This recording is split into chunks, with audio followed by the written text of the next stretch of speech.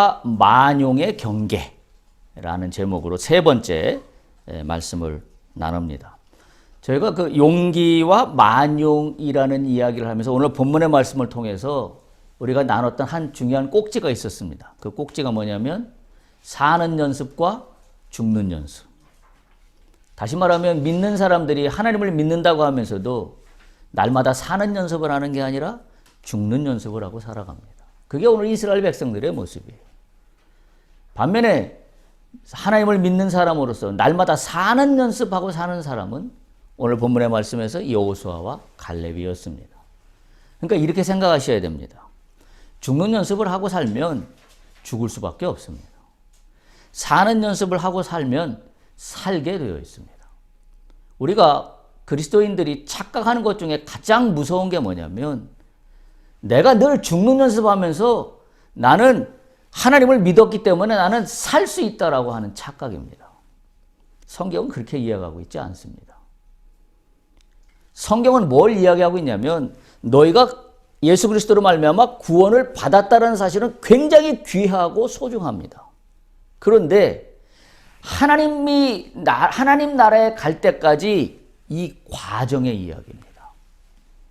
예수를 믿었고 하나님 나라에 가는데 우리한테 던져진 것은 믿고 난 다음에 하나님 나라에 갈 때까지의 이 과정을 네가 어떻게 살 건데? 라는 게 성경의 이야기예요. 그래서 많은 성경 인물들이 우리에게 제시해주고 있는 건 예수를 영접하고 난 다음에 하나님을 믿고 난 다음에 이들이 갈지자를 걸어갔었는지 아니면 스트레이트로 늘 하나님의 명령을 따라갔는지. 그래서 열왕기서에 보면 이스라엘의 왕들, 유다와 이스라엘의 왕들에 대해서 평가가 명확하게 나오잖아요. 단 두 가지로 나오잖아요. 어떤 왕은 다윗의 길로 행하였더라. 어떤 왕은 여로보암의 길로 행하였더라. 둘 중에 하나입니다. 여로보암의 길로 행한 왕들은 어떤 왕들이에요? 하나님을 믿는다라고는 했지만 날마다 죽는 연습한 거예요. 죽는 연습. 다윗의 길로 행한 왕들은 어떤 왕들이에요? 날마다 사는 연습한 왕들입니다. 그러니까 제가 언젠가도 그런 말씀 드렸습니다마는 기적이라는 건 그냥 하루아침에 하늘에서 뚝 떨어지는 게 기적이 아니에요. 기적은 훈련의 작품입니다. 어떤 훈련? 사는 연습하는 훈련. 사는 연습을 날마다 훈련해야 돼요. 저희가 올 한 해 우리의 표가 진정성의 탁월함을 신앙과 삶에라는 캐치프레이즈로 가고 있어요. 자, 그러면 진정성의 탁월함이라는 게 말만 해갖고 될까요? 안 됩니다. 해야 합니다. 내가 해보지 않았던 거 해야 합니다. 그게 훈련이에요. 진정성이 내가 그냥 말씀만 받았다고 해서 진정성을 가져야지라고 한다고 해서 진정성이 나타나는 게 아니에요. 내가 마음이 불편해도 내가 이리이리 하는 게 마음이 흔쾌하지 않아도 하는 겁니다. 누구 앞에? 첫 번째, 하나님 앞에. 두 번째, 누구 앞에? 이웃 앞에. 가족들 앞에. 사람들 앞에. 그게 말씀드린 여기까지예요. 우리가 여기까지의 감옥에 갇혀 있으면 그 감옥에서 영원히 삽니다. 그러면 여기까지의 감옥에 갇혀 있는 한 우리는 사는 연습을 할 수가 없어요. 성경에서 보여주고 있는 인물들의 오늘 특별히 여호수아와 갈렙의 이야기 또는 반면에 대조되고 있는 이스라엘 백성들의 이야기를 보면 이들이 거기에서 차이점을 보여주고 있다는 사실입니다. 죽는 연습으로 만용의 신앙을 보이는 자들이 이스라엘 백성들이에요. 왜 그랬어요? 오늘 말씀에도 보면 민수기 14장 44절에 보면 오늘 저에게 들어온 단어가 딱 하나가 있어요. 민수기 14장 44절에 보면 그들이 그래도 라는 단어입니다. 모세가 산꼭대기로 올라가지 말라 그랬어요. 하나님이 함께 하시지 않으니 올라가지 말라. 근데 이들은 그래도 내 맘대로 올라갑니다. 이게 만용이에요. 이건 용기가 아니에요. 진짜 올라가라고 할 때는 주춤거리고 머뭇거리고 나서 올라가지 말라니까 그래도 내가 올라가서 내 믿음을 증명하겠나이다. 하나님 안 받으십니다. 이건 진정성이 아니에요. 이건 만용입니다. 참으로 안타까운 것과 같은 상황이 아닐 수가 없습니다. 그런데 문제가 뭔지 아세요? 이 만용으로 하는 신앙의 문제가 뭐냐면 믿음의 실체가 없다라는 거예요. 제가 늘 말씀드립니다. 믿음은 실체가 있습니다. 추상적인 단어가 아닙니다. 개념이 아닙니다. 믿음은 실체가 있어요. 믿음이 실체가 있음을 내가 날마다 깨달아야 돼요. 근데 믿음의 실체가 없이 믿음은 추상적이다라고 만약에 그리스도인들 중에서 여기는 사람이 있다고 하면 그 사람은 믿음의 미음자도 모르는 사람이에요. 그건 세상 사람들하고 다를 바가 하나도 없어요. 왜냐하면 세상 사람들도 믿음이라는 건 어떻게 물질적으로 보이거나 만져지는 게 아니기 때문에 실체가 없다라고 생각해요. 여러분 그렇게 생각하십니까? 믿음엔 실체가 있습니다. 정확히 기억하십시오. 믿음은 실증이 있는 거예요. 그래서 히브리서에 우리가 너무 잘 알잖아요. 믿음은 보이지 않는 것들의 증거라 그랬어요. 실체가 있습니다. 여러분들이 하시는 일과 여러분들이 하는 날마다의 삶 속에서 실체가 있는 믿음으로 살기를 축복합니다. 아멘. 실체가 있어야 돼요. 여러분 내 스스로를 점검해 봐야 돼요. 내 믿음이 실체가 있나? 아니면 말로만, 성경책 안에 있는 글자로만 존재하는 믿음인가? 이거 굉장히 중요한 사실입니다. 믿음을 날마다 실체로서, 실증으로서 증명하고 사는 사람은 그 삶이 다릅니다. 아까 말씀드렸죠? 예수를 믿었어요. 그리고 하나님 나라에 갑니다. 우리에게 던져져 있는 우리의 사명과 우리의 책임은 이 가운데 있는 과정입니다. 이 과정을 뭘로 살아라? 실체가 있는 믿음으로 살아라. 이게 성경이 우리에게 주고 있는 교훈이에요. 나에게 주어진 이 땅에서의 삶을 내가 믿음의 실체를 증거하는 삶으로 살아가고 있는가? 그러려면 어떻게 해야 돼요? 그러려면 사는 연습해야 합니다. 사는 연습해야 내 믿음이 살아있다는 게 증거돼요. 내 믿음이 실체가 있음이 증거됩니다. 그런데 예수를 믿는다고 하면서도 날마다 죽는 연습하며 살면 마치 누구와 똑같이? 이스라엘 백성들과 똑같이. 그렇게 산다고 하면 그거는 날마다 죽는 연습하는 겁니다.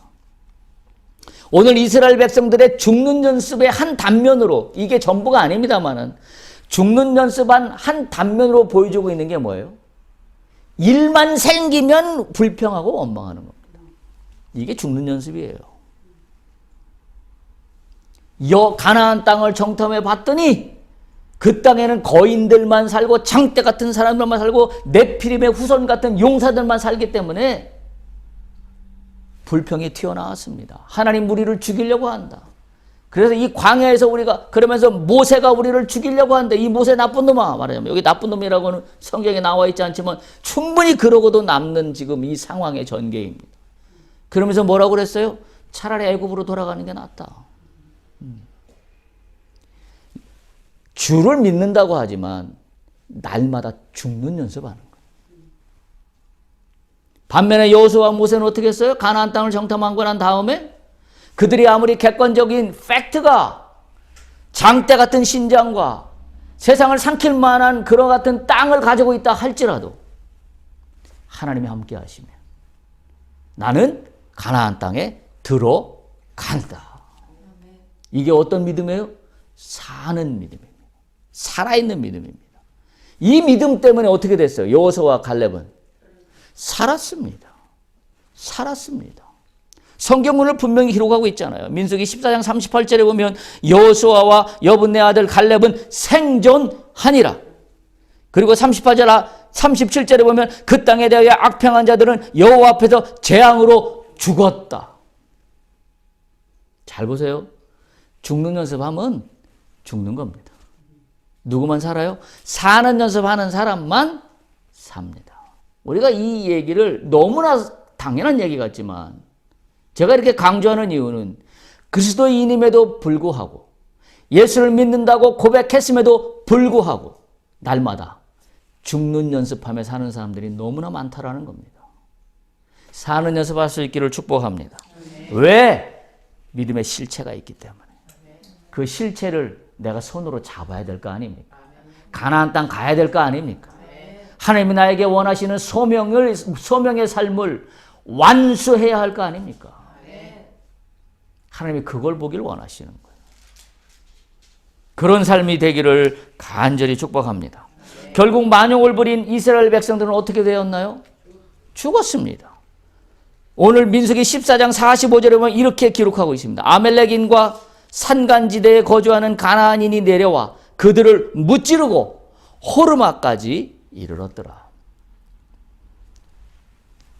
그들에게 패배하는 게 어때요? 당연합니다. 당연한 논리예요.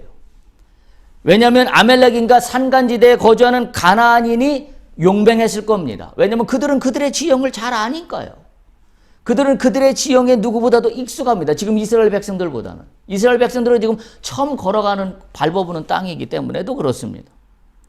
그런데 이들은 날마다 하나님의 기적을 보면서도 불구하고 죽는 연습했기 때문에 당연히 패배하는 건 당연합니다. 우리가 여기서 교훈을 얻어야 돼요. 내가 왜 세상을 살아가면서 패배하는가? 이유는 단 하나예요. 내가 주를 의지한다고 했지만 주를 의지하지 않고 죽는 연습했기 때문에 패배하는 겁니다. 승리하는 거는 패배하는 거와 논리가 너무나 정확합니다. 그게 성경이 우리에게 주고 있는 교훈이에요.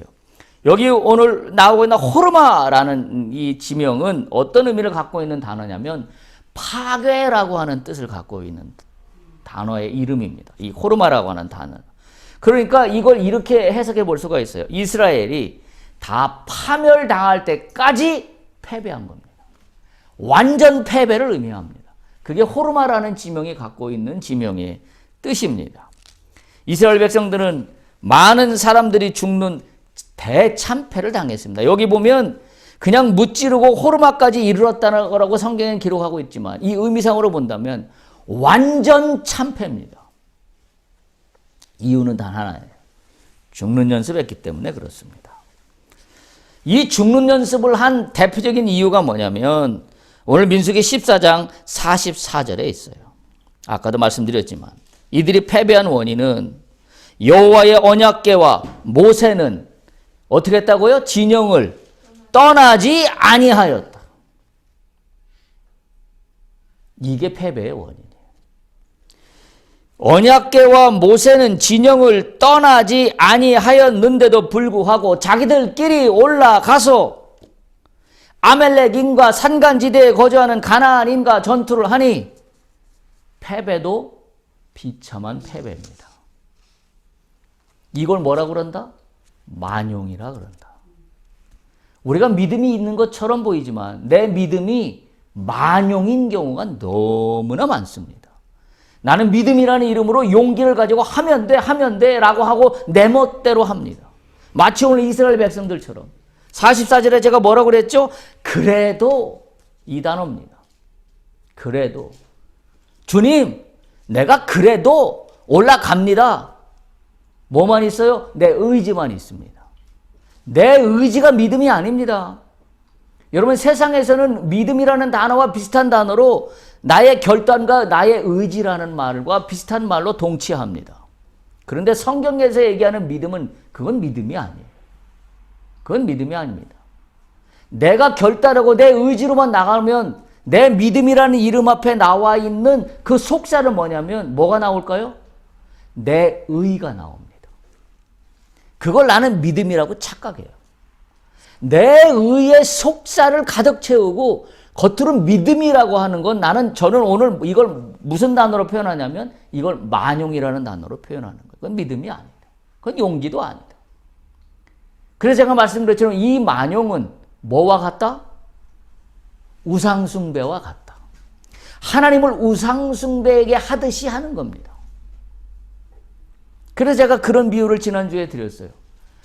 비나이다 고목나무에 비는 게 하나님과의 소통이 있습니까? 그 고목나무와 소통이 있습니까? 그저 뭐만 있어요? 나 혼자의 의지의 표명만 있을 뿐이에요. 그래서 물 한 바구니 떠다 놓고 비나이다 비나이다 이걸 이루어 주십시오라고 내 의지와 내 결단을 그저 누군가에게는 모르지만 거기 앞에 표현하고 있는 것 뿐입니다. 그게 우상이에요. 우상 같지 않은 믿음을 가지려면 어떻게 해야 된다? 하나님과의 끊임없는 소통입니다. 그게 믿음이에요. 하나님과의 끊임없는 소통이 있어야만 내가 용기를 가질 때 내 의가 드러나지 않아요. 오늘 이스라엘 백성들은 그걸 지금 단적으로 보여주고 있는 겁니다. 내가 하나님을 믿어요. 그래서 원래 하나님이 가나안 땅으로 가라 그랬는데 가만히 생각해 보니 자신들이 불평과 원망으로 가나안 땅 안 가겠다 그랬어요. 차라리 애굽으로 가겠다 그랬어요. 그 말이 이제는 갑자기 떠오르는 거예요. 갑자기. 그래서 슬퍼했다 그랬어요. 성경에 보면. 울면서 슬퍼해서 우리가 범죄하였나이다 라고 40절에 그렇게 이야기하고 있어요. 우리가 범죄하였나이다. 자기 혼자 생각하는 거예요. 자기 혼자. 그러면서 어떻게 결정해요? 하나님이 가나안 땅 가랬으니까 내가 올라갑니다. 그래서 오늘 44절 본문의 이야기가 나오는 거예요. 그래도 그들이 올라갔더라. 호르마까지. 왜 그래요? 하나님을 우상 숭배하듯이 했기 때문이에요. 어떻게 했어요? 만나를 내려주세요. 밥을 주세요. 먹을 게 없습니다. 비나이다 비나이다. 그랬더니 하나님 만나를 주셨어요. 고기가 없어요. 비나이다 비나이다. 고기 주세요. 하나님 메추라기 내려주셨어요. 물이 없어요. 비나이다 비나이다. 하나님 물을 내려주셨어요. 어떻게 했어요? 우상 숭배에게 하듯이 했어요. 내 말만 하는 겁니다. 내 말만. 내 의지만 전달하는 겁니다. 이 한계에 지금 달에 있는 마지막 시험대가 가데스 바네아인 거예요. 하나님이 여기서 만약에 자신과 하나님과 소통하면서 하나님 뜻을 진정으로 따르는 진정성을 보여줬다면 이들은 가데스 바네아에서 바로 가나안으로 올라갔을 겁니다. 그런데 이들은 가데스 바네아에서 이 시험에 통과하지 못했습니다.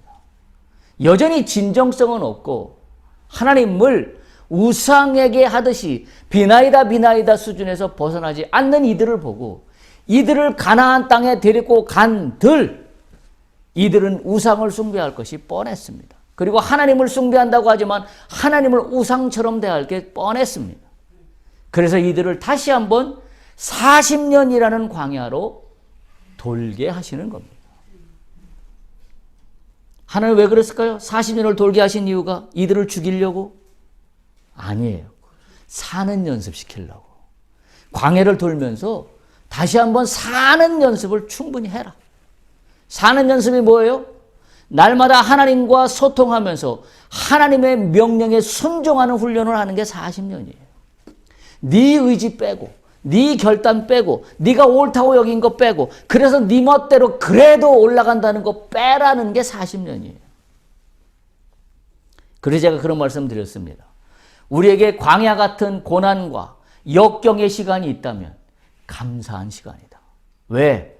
그 시간이 고난과 역경이 나에게 죽으라고 하는 시간이 아니라 이 시간이 나에게 사는 연습하라고 주신 시간이기 때문에 그걸 영적으로 깨우칠 수 있다면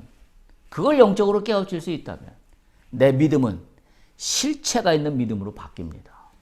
근데 그것을 깨우치지 못하면 내 입에서는 불평과 원망밖에 안 나옵니다. 그렇잖아요. 왜 맨날 나에게 이런 고난과 역경만 주시나요? 라는 것밖에 할 이야기가 없습니다. 오늘 이후로 그 동전의 뒷면에 있는 하나님의 뜻을 발견할 수 있길 바랍니다. 나에게 역경과 곤경이 닥치거든. 이걸 통하여 하나님 나에게 사는 연습시키시는구나. 어떻게 살아야 되는지. 곤경과 역경이 오면 붙잡을 건 하나밖에 없어요. 하나님만 붙잡습니다. 네. 여러분 잘 생각해 보세요. 나에게 곤경과 역경이라는 게 왔어요. 근데 나에게 돈이 충분히 있습니다. 또는 나에게 다른 어떤 것들의 여건들이 충분히 조건들이 갖추어져 있다라고 가정합시다. 그럼 하나님 의지할까요? 안 합니다. 안 하게 돼 있습니다. 내가 아무것도 없을 때 하나님을 의지하는 거예요. 그게 뭐 하는 거예요? 그게 사는 연습하는 거예요. 따라서 여러분들이 여기서 영적인 교훈을 얻어야 되는 건 나에게 곤경과 역경이 왔을 때 다른 어떤 걸 우선적으로 놓고 문제를 해결하려고 하면 그 문제 해결되지 않습니다. 곤경과 역경이 왔을 때 가장 우선순위를 뭐에다 둬야 돼요? 하나님과의 소통함, 교감하는 것에 우선순위를 두세요. 돈은 두 번째로 두십시오. 좋은 조건들은 세 번째로 두십시오. 하나님과의 소통함을 우선순위로 두어야 사는 연습하는 거예요. 근데 하나님과 소통함을 우선순위로 두지 않으면 다른 어떤 문제를 통하여 해결했다 하더라도 그건 사는 연습한 게 아니라 죽는 연습한 거에 불과하다는 이야기입니다. 그 사실을 분명히 기억할 수 있기를 바랍니다. 오늘 여호와의 언약궤와 모세가 움직이지도 않았는데 언약궤가 움직이지도 않았다는 것은 누구도 움직이지도 않았다는 얘기냐면 제사장들도 움직이지 않았다는 이야기예요. 언약궤가 있으니까요. 그러면 제사장, 모세, 언약궤 다 움직이지 않았는데 지금 이스라엘 백성들만 가나안으로 올라갔던 결과가 호르마라는 패배를 당하고 말았다는 겁니다. 잘 보셔야 합니다. 하나님과의 교감이 없는 신앙이 얼마나 허구인가 하는 것을 우리가 깨달아야 합니다. 자기 의에만 빠져있는 믿음이라는 이름의 신앙이 얼마나 허구인가. 자기 의예요. 여러분 오늘날 그리스도인 중에 믿음이라고 말하면서 자기 의를 믿음이라고 둔갑시키는 사람이 나는 예외인가요? 나도 예외가 아닙니다. 자기의 의를 드러내는 걸 믿음이라고 착각합니다.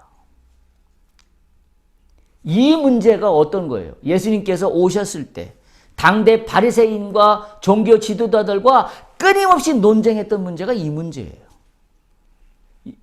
이스라엘 땅에 있었던 그 이스라엘 백성들, 예수님 오셨을 때, 그때 그 사람들도 하나님을 믿지 않는 사람들이 아니었잖아요.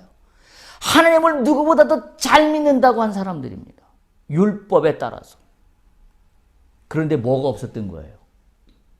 하나님과의 소통함은 없이 율법 준수만 있었습니다. 그게 바리새인들이 갖고 있는 허구예요. 그 신앙의 허구입니다. 그러니까 그 바리새인들에게 나타나 있는 믿음이라는 이름의 속사는 뭐만 있냐면 자기 의만 가득 차 있습니다. 하나님과의 소통함은 하나도 없이 율법적인 준수에서 내가 이렇게 율법을 준행했으니 내가 얼마나 자랑스럽겠습니까? 자기 의만 가득한 겁니다. 이게 얼마나 허구인가 하는 것을 우리가 깨달아야 합니다. 오늘 본문의 말씀을 통해서 우리가 세 가지를 점검해 봅니다. 첫 번째, 우리가 광야길에서 새로운 루트로 새로운 길을 출발한다고 하는 것은 절차와 순서가 있습니다. 성경은 그걸 이야기하고 있습니다. 절차와 순서가 있어요?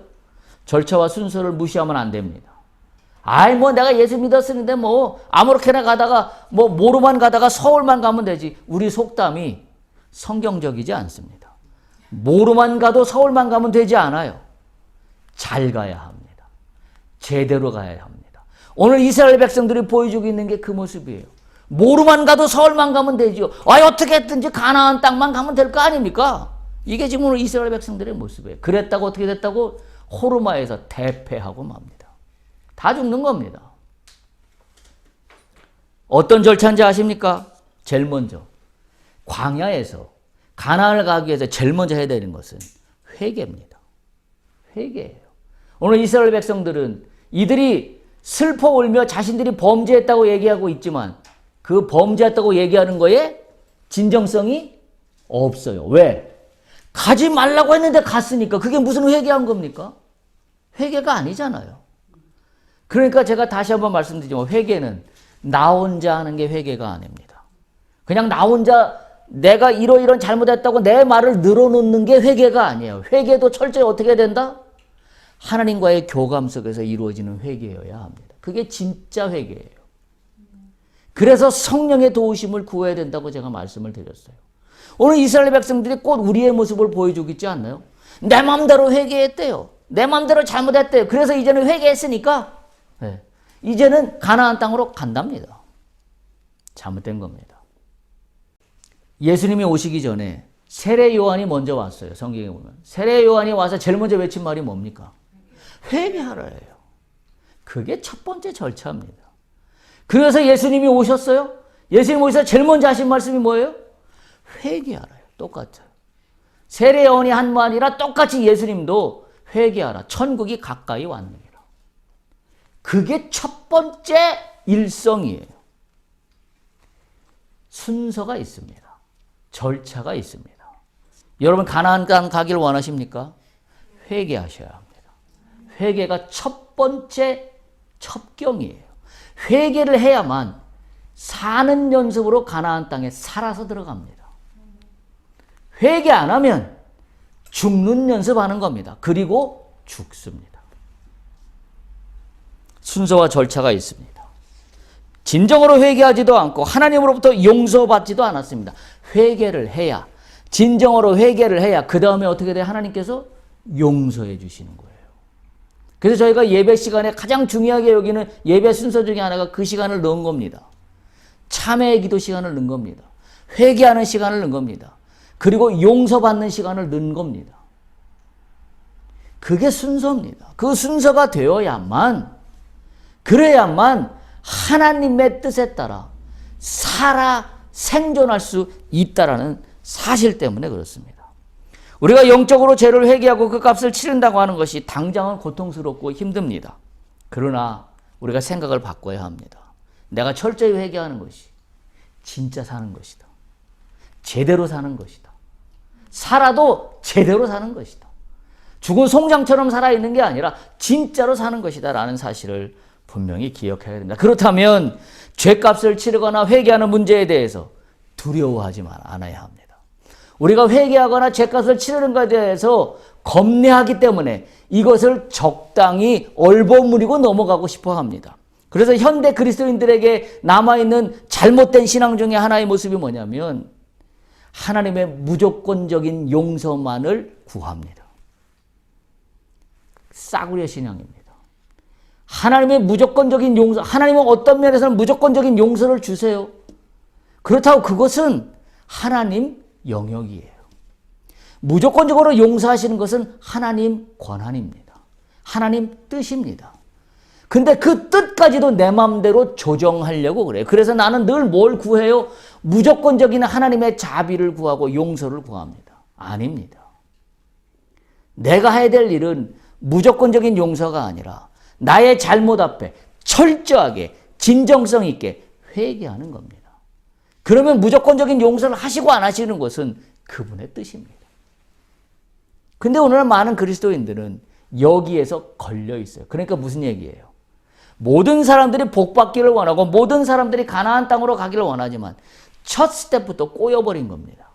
뭘 안 하기 때문에? 진정한 회개를 안 하기 때문에. 그래서 교회 가서도 회개라는 말이 낯섭니다. 그래서 울면서 기도하는 걸 이상하게 생각합니다. 조용히 하라 그럽니다. 너 왜 소리내서 기도하냐고. 그렇게 기도하는 것만 세상의 전부냐고, 신앙의 전부냐고 이야기합니다. 맞습니다. 그것도 한편으로는 맞아요. 그런데 그런 사람은 평생을 침묵만 하다 갑니다.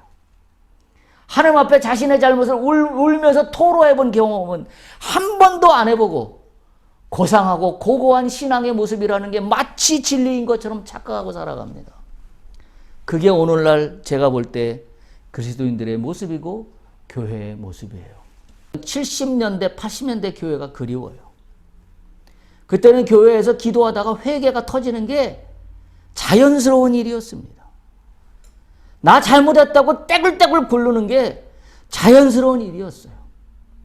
하나님 앞에 자신이 얼마나 부끄러운 존재인가 그게 기도하면서 막 성령의 도우심으로 성령의 역사하심으로 막 깨우쳐져 가지고 막 교회 막 그 땅바닥을 교회 바닥을 막 뒹굴었어요. 오늘날 그런 모습이 교회에 있나요? 없습니다.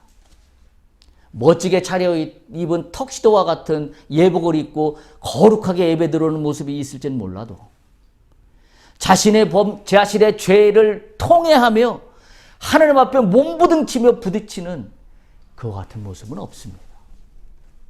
사실 제가 하고 싶은 교회는 그런 교회예요. 제가 꿈꾸는 교회가 그런 교회입니다. 회개가 넘쳐나는 교회. 날마다 하나님과 소통하며 하나님 앞에 자복하는 교회. 저는 그런 교회 하고 싶어요. 진짜입니다. 하나님이 저한테 허락하실지 안 하실지 잘 모르겠어요. 근데 저는 교회를 하면 그런 교회를 하고 싶습니다. 옛날 그런 영적인 분위기가 충만했던 그 살아있던 그 교회. 오늘처럼 멋있고 멋있는 찬양과 멋있는 악기 연주와 멋있는 실내 장식과 멋있는 파이프 오르간과 그와 같은 교회가 아니라 저는 그런 교회가 하고 싶어요. 저는 그런 성도님들을 만나고 싶습니다. 저는 그런 교회가 하고 싶어요. 제 꿈입니다. 저에게 이 꿈이 저에게 성취되는 날이 올지 안 올지 저는 모르겠습니다만 오늘도 그 믿음으로 걸어가고 있습니다. 그래서 오늘도 제가 이 자리에서 이렇게 날마다 외치고 있는 건지도 모릅니다. 정말 그런 교회가 부럽습니다. 여러분, 값싼 용서를 구하지 마십시오. 값싼 용서는 나의 믿음을 싸구려로 만들 뿐입니다. 값싸게 여겨주시는 건 하나님이 주시는 선물만 값싼 겁니다. 왜? 내가 그런 선물을 받을 자격이 없는데도 주시기 때문에 값싸다고 여기는 거지 내가 값싼 믿음을 구해서는 안 됩니다. 철저하게 회개하는 제 첫 번째 스텝을 밟아갈 수 있기를 간절히 축복합니다. 두 번째, 우리가 이 오늘 말씀을 통해 교훈을 얻을 것은 무슨 힘으로 싸울 것인가 하는 겁니다. 악한 세력과 싸워서 승리하는 비결은 하나님의 능력밖에 없습니다. 다른 어떤 능력도 싸울 힘이 상대가 안 되기 때문에 그렇습니다. 세상에서 가난하고 약하고 아무리 작다 할지라도 임마누엘의 하나님을 믿고 사는 연습으로 살아있는 믿음을 가진 자들은 장대 같은 상황을 만나도 두렵지 않습니다. 근데 그 힘이 어디에 나오는지 아세요? 회개에서 나와요. 그걸 아셔야 합니다. 나에게 하나님의 전신갑주를 입은 듯한 능력이 어디서 나오냐면 회개에서 나와요. 회개를 하지 않고 전신갑주의 능력을 힘입을 수가 없어요. 우리가 그걸 똑바로 알아야 합니다. 그러니까 예수님도 이 땅에 오셔서 공생애를 시작하시기 전에 제일 먼저 하신 말이 회개하라예요. 왜냐하면 회개하지 않고서는 하나님의 전신갑주의 능력을 힘입을 수 없기 때문에 그런 겁니다. 우리가 세상을 살아가면서 무슨 힘으로 살아갈 건가? 하나님의 전신갑주의 능력을 힘입어야 합니다. 그 하나님의 전신갑주의 힘입는 능력은 사실은 회개할 때 나와요. 여러분, 우리 성경을 보면서 알잖아요. 민수기 14장에서. 여호수아와 갈렙과 모세는 이스라엘 백성들이 불평과 원망을 드러낼 때, 다시 말하면 가나안 정탐 후에 장대 같다는 말을 듣고 울며 부르짖을 때, 그리고 불평과 원망을 드러내올 때 여호수아와 갈렙과 모세는 어떻게 했다고 그랬어요? 자신들의 옷을 찢었다라고 했어요. 그 회개입니다. 미치겠는 겁니다. 하나님을 몰라도 이렇게 모를 수가 있는가? 하나님이 약속하셨는데 지금 이게 뭔 말인가? 자신들의 옷을 찢었다라고 그랬어요. 그 찢음이 있으니 아무리 장대 같은 상황을 봐도 두렵지 않습니다. 그러니까 잘 보세요. 여호수아와 모세나 갈렙 같은 사람들이 어마어마한 환경을 보고서도 두렵지 않고 할 수 있다라고 여긴 거는 그들 안에 있는 회개의 능력 때문에 그래요. 이들이 진짜 회개했기 때문에, 그 진정성 때문에 자신 안에 믿음이 사는 믿음으로 꽉 찬 거예요. 그러니까 이들은 무엇도 두렵거나 문제가 되지 않는다라는 이야기입니다.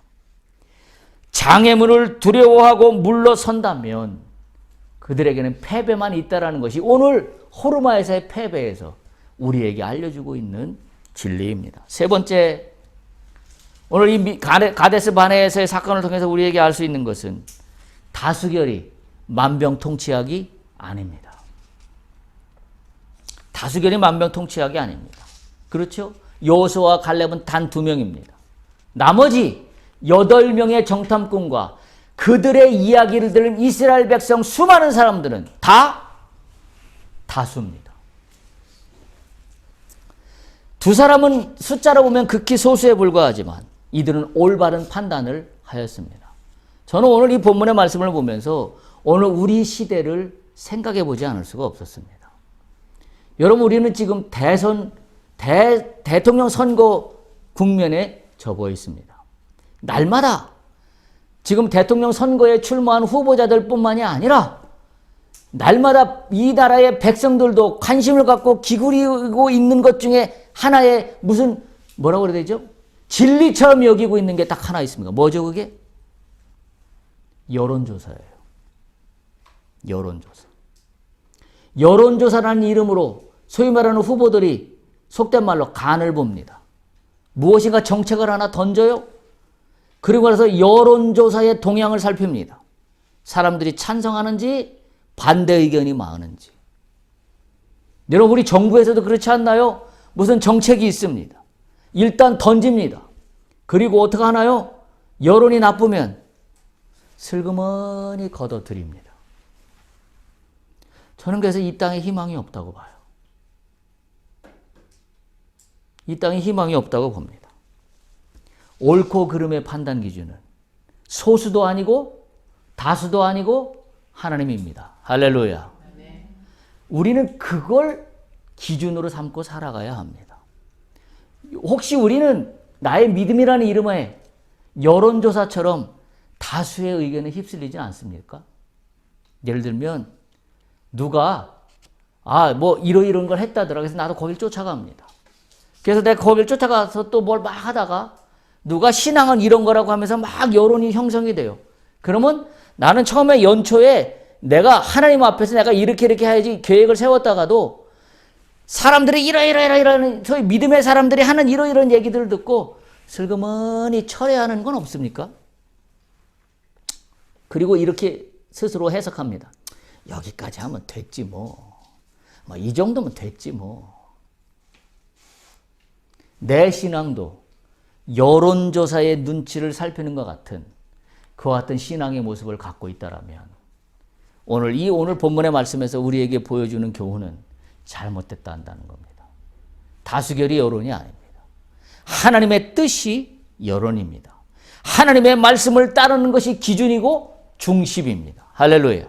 그래서 우리가 신앙에서 만용을 부리지 않으려면 항상 늘 주의 말씀을 모든 행동과 결정의 기준으로 삼아야 합니다. 여러분, 많은 사람들이 성경을 잘 모르는 사람들은 세상에서 살아가면서 삶에서 결정해야 될 것은 결정하는 거고 성경 말씀을 성경 말씀이라고 분리합니다. 이원화시킵니다. 그래서 성경 말씀에 종교를 갖는다는 것은 소위 말해서 정신적인 문제이고 실제 삶에서의 문제는 다르다라고 이야기합니다. 그거는 진리가 아닙니다. 진리가 어떻게 정신 문제가 따로 있고 실제 삶의 문제가 따로 있는 게 진리가 될 수 있습니까? 그건 진리가 아니에요. 어떻게 반쪽짜리 진리가 진리라고 이야기할 수 있습니까? 많은 믿는 사람들이 그렇게 살아요. 교회를 다닌다고 하면서도 하나님의 말씀은 정신적인 면에서 위로를 받고 위안을 받고 평안을 삼고 그래서 뭔가 정신적인 어떤 풍요함을 추구하는 걸로 여기고 실제 나의 삶에서는 말씀과는 상관없는 삶을 선택하며 살아갑니다. 그리고 사실은 무엇이 말씀이고 무엇이 삶에서 적용되는지도 잘 모르고 살아갑니다. 그거는 잘못된 겁니다. 그거는 잘못된 거예요. 여러분, 우리가 성경을 주의 깊게 읽으면 그 말씀이 나에게 문제가 생겼을 때 어떻게 행동해야 될지를 알려줍니다. 이것을 잘못 읽으면 바리새인이 돼요. 율법주의자가 돼요. 그래서 어떻게 읽어요? 우리가 얘기하는 것처럼 돼지고기를 먹지 말라고 했다고 돼지고기를 안 먹는 걸로 하나님 말씀을 따랐다라고 여겨요. 아닙니다. 성경을 그렇게 읽으면 안 돼요. 그래서 성경을 어떻게 읽어야 된다고요? 제가 지난주에 말씀드렸죠. 성경을 읽기 전에 어떻게 해야 된다고? 성령님 도와주세요. 내가 오늘 성경을 읽을 때 하나님이 뭐라 말씀하시는지 내가 이 말씀을 읽어 나갈 때에 이 말씀 속에서 하나님이 나에게 주시는 걸 깨닫게 도와주세요. 성령의 도우심을 구하면서 읽어야 돼요. 그러면 내가 문제가 만났을 때 다수결의 원칙에 의해서 의견을 따라가거나 내가 또 어떤 특정한 사람의 의견을 따라가거나가 아니라 하나님 말씀 속에서 내가 무엇을 선택하고 결정해야 될지를 따라갈 수가 있어요. 따라갈 수가 있어요. 굉장히 소중한 이야기가 아닐 수가 없습니다. 오늘날 우리에게 이와 같은 영적인 신앙적인 기준이 확실히 세워져야만 합니다.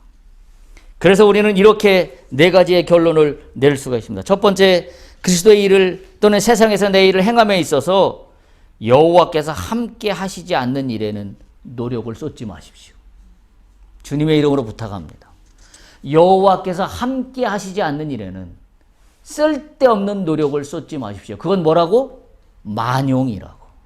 그리고 그건 뭐라고요? 그 믿음은 우상숭배와 같은 믿음이라고. 오늘 이스라엘 백성들의 모습에서 발견하는 교훈입니다. 성령의 권능이 함께 하시지 않는데 하나님의 일이라고 포장해서 대들지 마십시오. 그거는 이렇게 표현할 수 있어요. 주님 없이 도시를 세우는 것과 같습니다. 주님 없이 내 인생의 성곽을 쌓는 것과 같습니다. 그러면 어떻게 돼요? 용기를 내야 될 때는 움츠러들고 오히려 자신의 의의 도시만 세우는 만용만 나타나게 될 뿐이기 때문에 그렇습니다. 두 번째, 여호와의 말씀과 약속으로 뚜렷한 확신을 알지 않는 한 우리의 의로움으로 약속의 땅을 얻으려 하지 마십시오. 나의 의로움의 통로로 약속을 받으려 하지 마십시오. 내 의로움을 빼내는 게 성경의 진리입니다. 오늘 이스라엘 백성들의 모습은 내 의로움을 더 드러내서 가나안 땅의 약속을 성취하려고 했다는데 문제가 있는 거예요. 내 의로움을 빼내야 합니다. 내 의는, 잘 들으십시오. 내 의는 하나님의 약속을 성취하는 도구가 아닙니다. 내 의는 하나님의 약속을 성취하는 통로가 아닙니다. 내 의는 하나님의 약속을 회방하는 교만일 뿐입니다. 우상일 뿐입니다. 이 말을 반드시 기억하시길 바랍니다. 세 번째, 형식적인 기도와 고백을 피하시기 바랍니다. 여호와의 뜻이 우리의 뜻과 일치하지 않음에도 불구하고 형식만 앞세운다면 헛된 수고일 뿐입니다. 헛될 수고일 뿐이에요. 우리가 형식적인 기도, 형식적인 예배, 형식적인 고백으로만 간다라고 한다면 그건 뭐예요? 율법적인 공로주의에 빠집니다. 그게 바울이 이야기했던 거고 그게 예수님이 이야기했던 겁니다. 율법적인 공로주의에 빠지는 것에 내가 경계해야 합니다. 그 율법적인 공로주의는 나로 하여금 포장한 예배, 포장한 형식적인 기도, 포장한 형식적인 고백만 난무하게 만들 뿐입니다. 그러면 그것만 하면 어떻게 되나요? 내 스스로가 내 의로만 가득 차요. 그거는 올바른 기도와 고백의 태도가 아닙니다. 네 번째, 말씀드린 것처럼 회개를 늦추지 마십시오. 회개를 늦추지 마십시오. 주님의 이름으로 권면합니다. 회개를 늦추지 마십시오. 첫 번째 스타팅 포인트가 회개라는 사실을 반드시 기억할 수 있길 바랍니다. 때늦은 회개는 뭐 안 하는 것보다는 낫겠지만 이를 그르칩니다. 그리고 때늦은 회개는 그게 진정한 회개로 가는 개연성은 극히 낮습니다. 때늦은 회개는 나중에 가서 내가 생각해보니 잘못한 것 같아서 마지못해서 하는 오늘 이스라엘 백성들의 모습과 같습니다. 그래도 내가 회개했잖아요. 이 수준밖에 되지 않는다라는 사실입니다. 결국은 변명과 논리만 수없이 만들어내고 자기 의에만 빠지게 된다라는 그와 같은 이야기입니다. 오늘 우리가 읽었던 마지막 고린도전서 10장 12절에서 14절 보십시오. 그런즉 선줄로 생각하는 자는 넘어질까 조심하라. 그런즉 선줄로 생각하는 자가 누구예요? 오늘 이스라엘 백성들처럼 만용을 부리는 자입니다. 사는 연습하지 않고 죽는 연습하면서 이것이 내 믿음이잖아요 라고 얘기하며 그래도 산꼭대기로 올라갔더라. 이게 뭐예요? 선줄로 착각하는 겁니다. 선줄로 생각하는 자는 넘어질까 조심하라. 어떻게 넘어졌어요? 호르마에서 대패했습니다. 그러면서 오늘 고린도서 10장 12절에서 14절을 보면 10장 그런즉 선줄로 생각하는 자는 넘어질까 조심하라 하면서 14절 이렇게 결론 짓습니다. 그런즉 내 사랑하는 자들아 우상 숭배하는 일을 피하라. 무슨 이야기입니까? 선줄로 생각하는 신앙은 우상 숭배입니다. 선줄로 스스로 생각하는 자기의를 드러내는 믿음의 이름은 우상 숭배일 뿐입니다. 이 말을 꼭 기억할 수 있기를 바랍니다. 용기와 만용의 경계 세 번째 시간을 마무리합니다. 우리의 신앙이 진정한 용기 있는 신앙이 되기를 축복합니다.